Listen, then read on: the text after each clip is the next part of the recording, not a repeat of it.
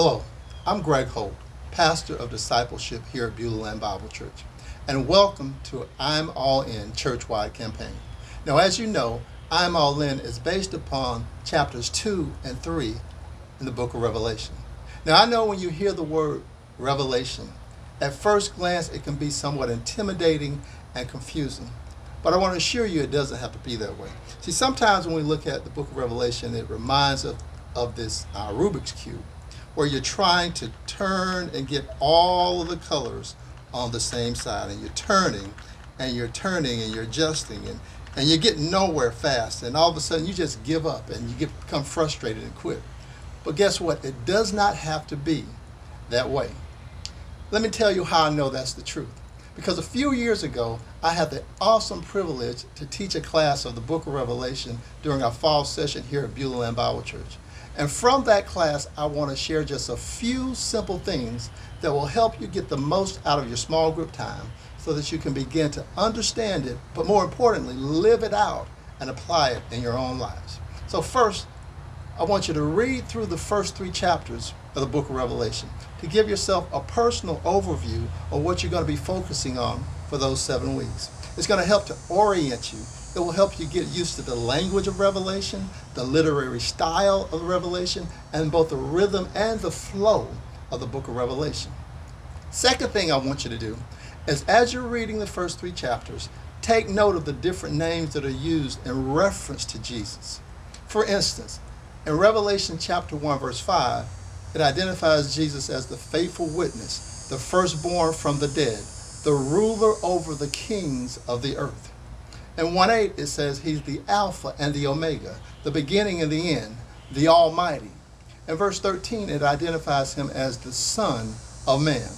In verse 17, it calls him the first and the last. See, what this is going to do is it's going to help you to see that Jesus is the central focus of the book of Revelation. I know there are many symbols in the book of Revelation, and I know there's a lot of eschatological implications in the book of Revelation, but Jesus is the central focus of the book of Revelation.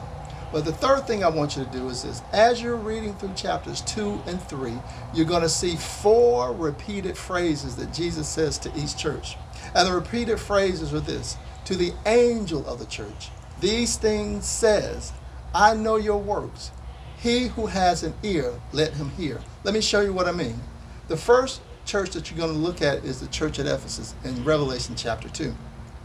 And it says, to the angel of the church, these things says, I know your works. He who has an ear, let him hear. In essence, Jesus for every church is saying to the angel or to the leader of that church, these things I am saying to you. And then he says, I know your works, meaning that I know what you're doing. I know what you're going through. I know what you're faced with. And then he gives instructions.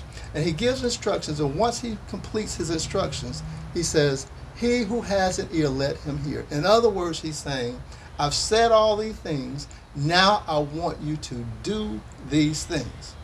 The third thing that I'm talking about is these 4 phrases. It's going to help you to outline and give you a guidepost as you read about each church. And it's going to help frame for you what Jesus has to say to each church.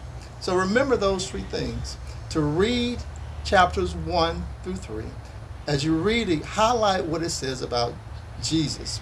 And thirdly, understand the outline so that you have some guidepost or framework. So as you read about each church, it will help you to understand what Jesus is about to say.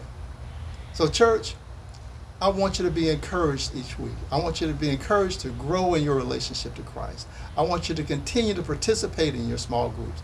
And I want you to continue to grow collectively together as a small group. So now let's be all in together. See you next week.